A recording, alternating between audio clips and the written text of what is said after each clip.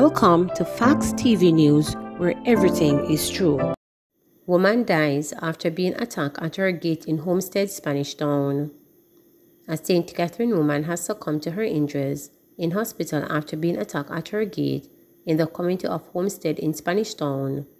Another woman and a 1-year-old were glazed by bullets in the shooting. The deceased has been identified as 44-year-old Nikisha Pottinger of Petersburg Avenue in the community.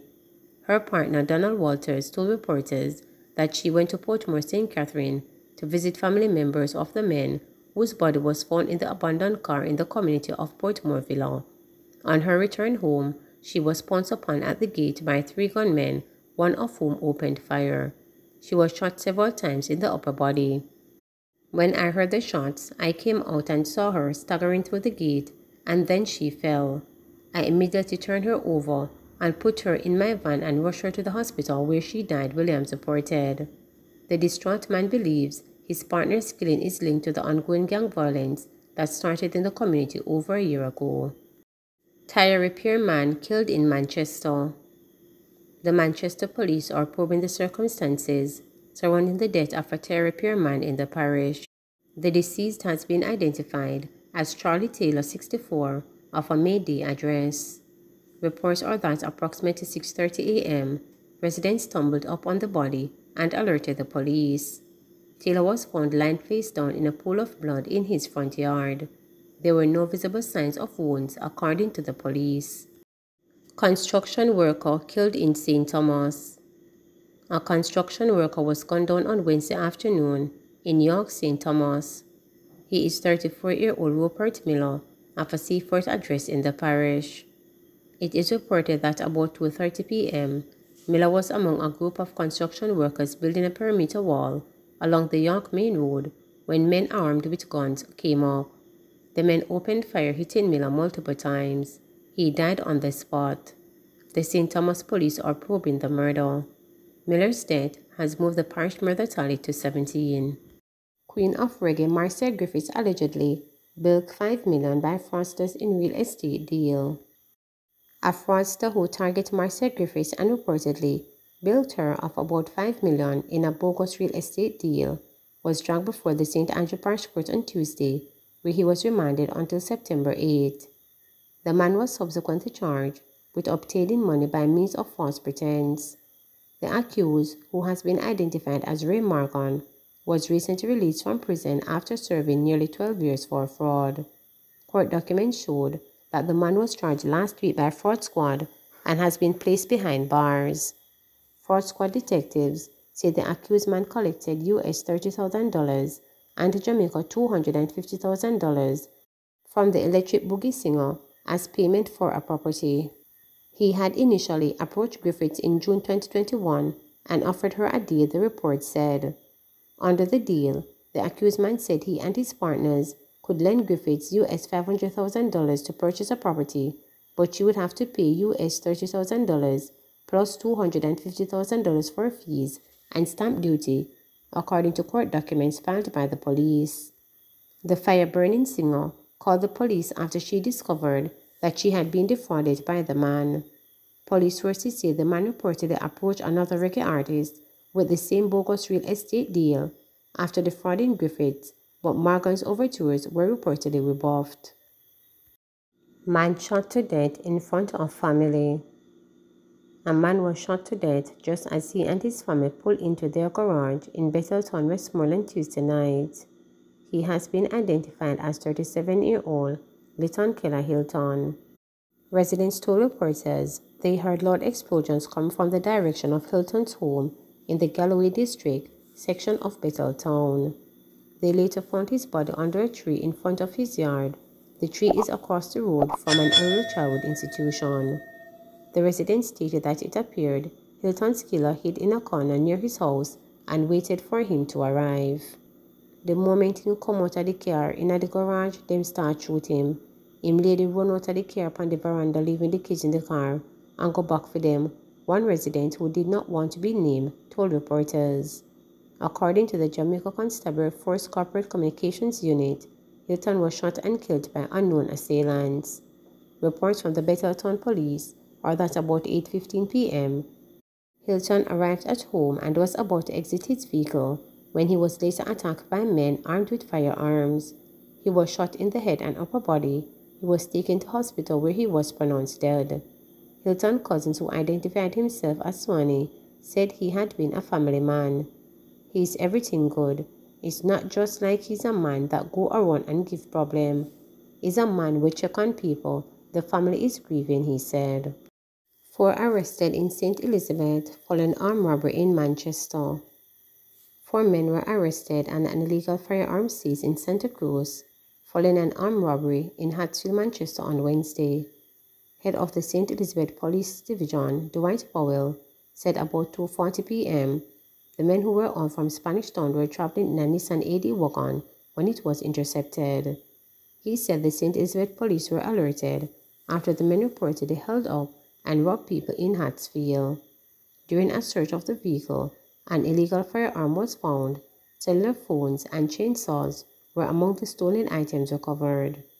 The names of those arrested are being withheld pending further investigation.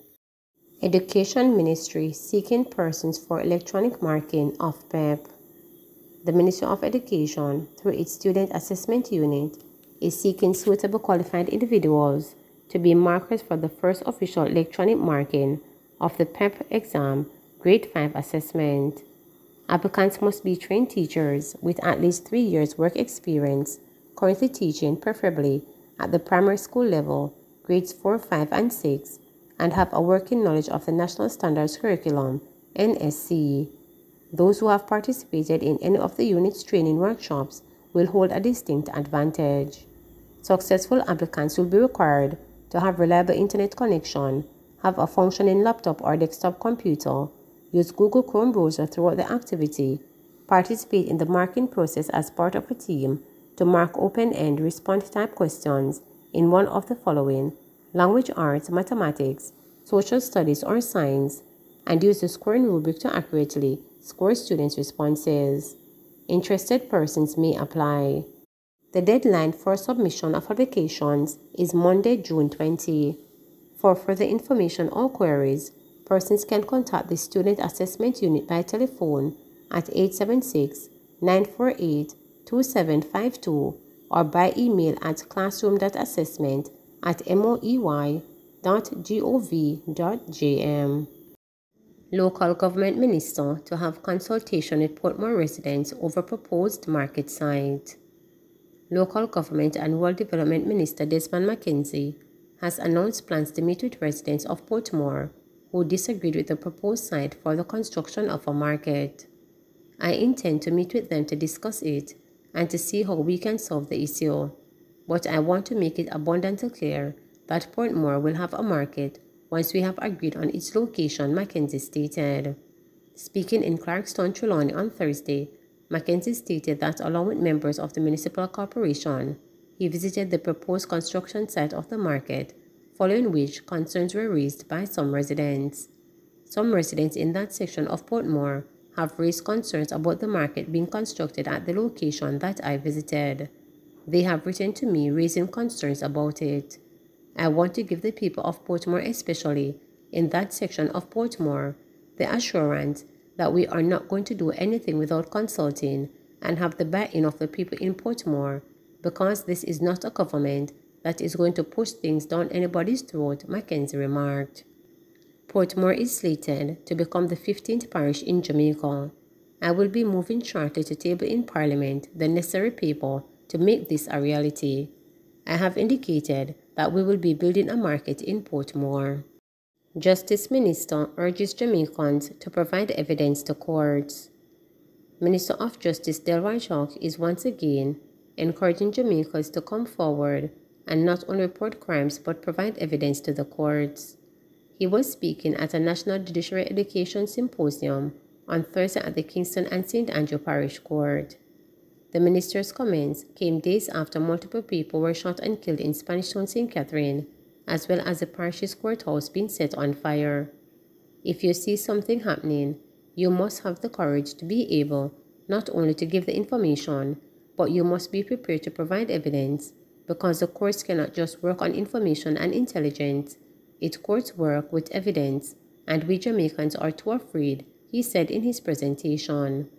They feel like they must see no evil, hear no evil, but they know evil is occurring, and someone must be able to resolve those evils, he continued. He also added that the government is going to solve the problems of indiscipline, lawlessness, corruption, criminality, and other problems that plague the country. Every single Jamaican must take a stand and speak up. Wrongdoers must be exposed, and every single Jamaican must expose all those who are creating the indiscipline and the lawlessness on our roads, he urged. On Tuesday, at least 3 people were confirmed dead after gunmen killed a man known as Mackerel and another man in the Spanish Town market, while multiple others were shot and injured. On the same day, the police issued an advisory telling residents to avoid jobbling in the town as they processed a crime scene where 2 people were shot and injured. Additionally, on Wednesday, a woman was shot and killed in Homestead, leaving another person injured. Sections of Spanish Town are under a 48-hour curfew, which went into effect on 6 p.m. on Tuesday and will remain in effect until Thursday, June 16. Please remember to subscribe, like, share, and click the notification bell for daily updates.